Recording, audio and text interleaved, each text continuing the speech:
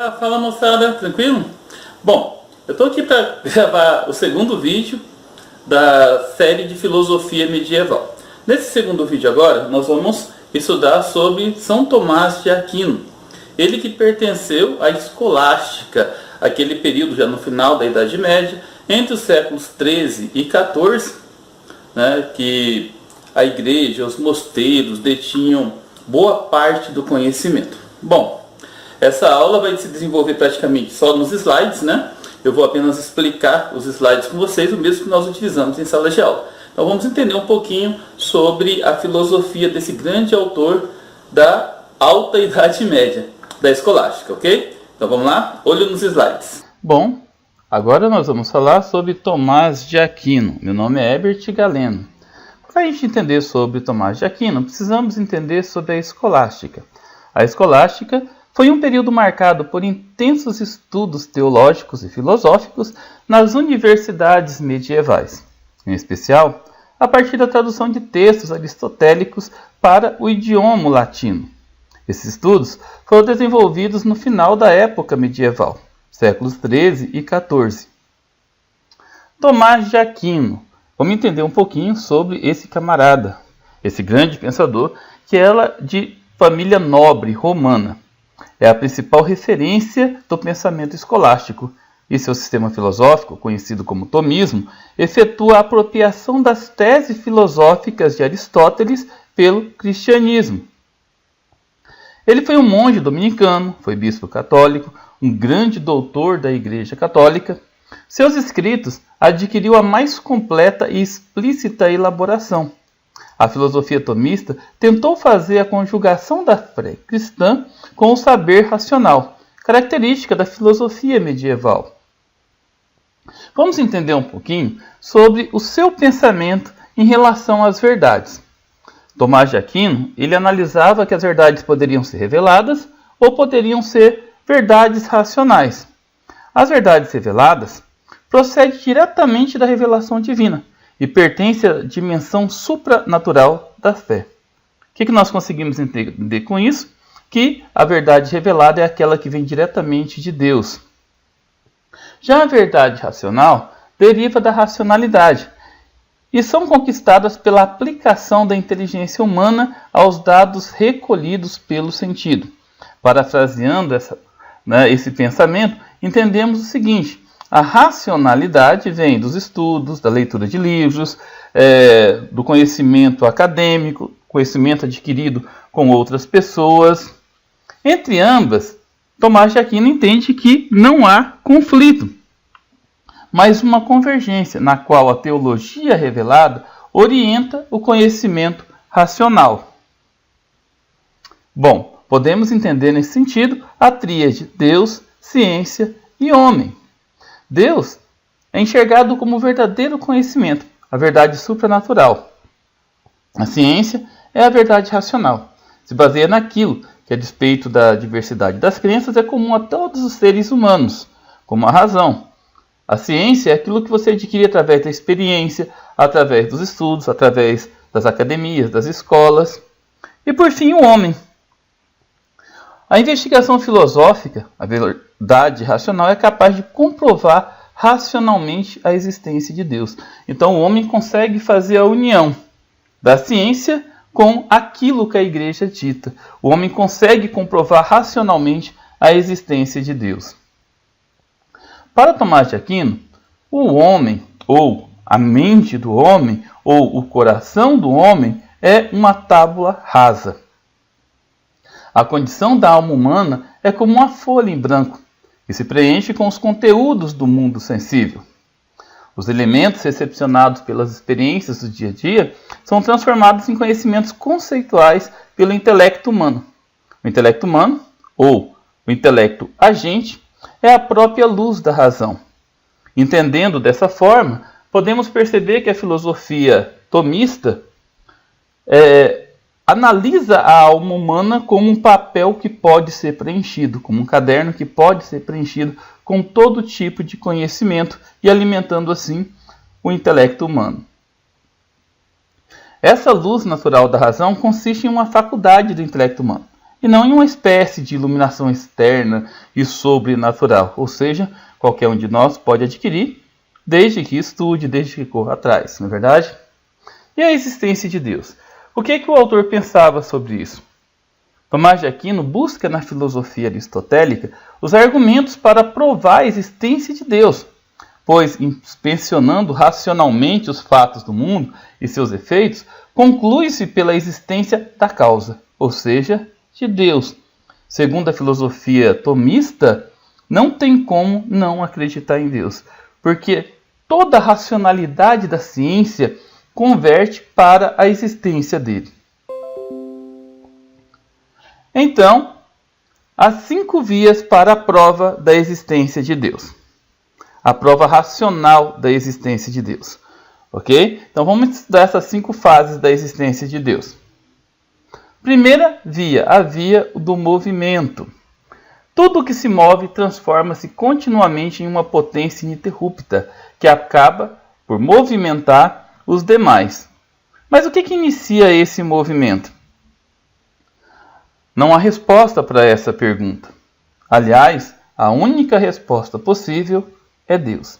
O que nós conseguimos entender a partir disso, pessoal? Aqui eu vou me apoiar na geografia para entender esse movimento. Aqui eu coloquei os movimentos de rotação e translação da Terra. Nós sabemos que todo movimento precisa de uma força contrária. Bom, um carro para se movimentar precisa de uma força motriz. Na verdade, todo mundo precisa de uma força para poder se movimentar. A Terra, para se movimentar, para ter o movimento de rotação ou o movimento de translação, precisa de uma força que impulsione. Chega um momento que a ciência não consegue mais explicar que força é essa. Então, à luz da filosofia tomista, essa força que impulsiona é Deus. A segunda via é a causalidade eficiente. Análoga ao primeiro argumento, refere-se ao argumento das causas e dos efeitos. Todos os efeitos é necessariamente antecedido por uma causa, e toda causa constitui uma causa anterior. E o início de tudo só pode ser Deus. E aqui eu vou me apoiar novamente na ciência, em especial na geografia, e aqui tem uma imagem do Big Bang, da grande explosão cósmica que formou os astros no céu, que formou as estrelas, os planetas. Quem iniciou essa explosão? Não tem como saber. Para Tomás de Aquino, o início de tudo, essa grande explosão, foi Deus. A terceira via são os seres contingentes e o ser necessário.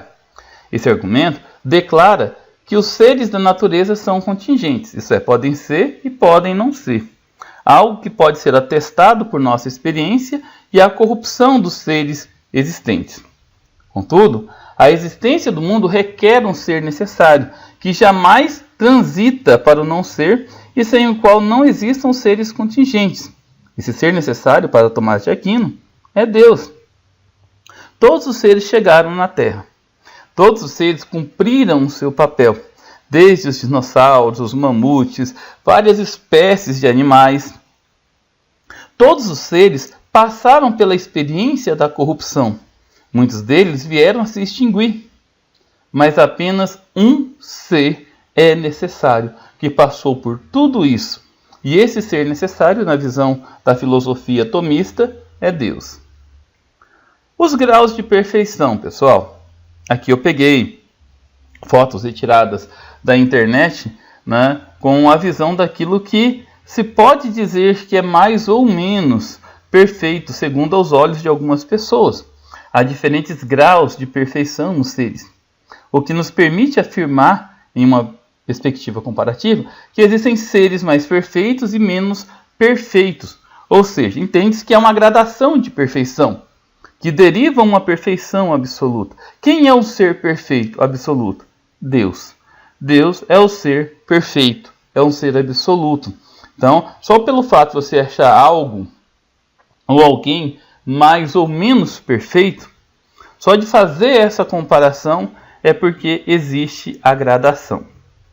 E por último, a quinta via, o sentido teleológico. Nesse sentido, todos os seres do mundo possuem uma finalidade, sendo que até mesmo seres incapazes de conhecimento agem conforme um fim que lhes é inerente. em sintonia com a ordem do universo. Esse universo rigidamente ordenado, em que todas as coisas são direcionadas a um fim, revela o governo de uma inteligência ordenadora, ou seja, Deus. O próprio ciclo da vida representa isso. As formigas, as abelhas, apesar de não pensar, apesar de não ter razão, elas têm um papel fundamental no universo. As presas, os predadores. Mas quem foi que definiu esse ciclo da vida, essa ordem? Para Tomás de Aquino, o ser ordenante, perfeito, que não erra, é Deus. Bom, vamos nessa próxima sessão fazer uma breve análise sobre o que é a essência e o que é a existência. A essência diz respeito ao que algo é. Possui uma dimensão conceitual. É diferente de dizer que algo existe. A constatação da essência de algo não oferece garantia da sua existência. A essência, na visão de Tomás de Aquino, viu, pessoal? Tá? Vamos deixar isso bastante claro, porque se for analisar à luz de outros filósofos contemporâneos, seria o contrário, tá? Então, a essência, na visão de Tomás de Aquino, procede à existência. Peguei aqui o exemplo, né? O que é um ser humano generoso? Então, a generosidade, que é a essência, vem antes do ser humano, vem antes da existência.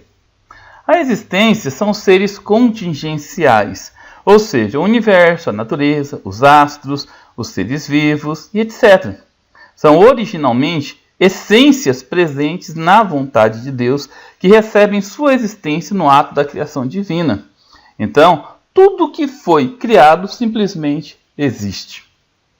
Mas tudo que existe possui uma essência anterior. Essa essência anterior é a vontade de Deus. Então, Deus é essência e existência no mesmo plano. E com relação a Deus, seria correto dizer que a essência procede à sua existência? É claro que não. Deus não é um ser criado. É o ser necessário, perfeito e criador do mundo. Em Deus, a essência coincide com a existência. Ou melhor, Deus é pura existência. Bom, pessoal, espero que vocês tenham curtido, né? Vamos lembrar que durante esse período da escolástica, todos os autores eram muito voltados para a religiosidade. O cristianismo era muito forte na região da Europa, tá? Espero que vocês tenham curtido. Fique com Deus e até a próxima.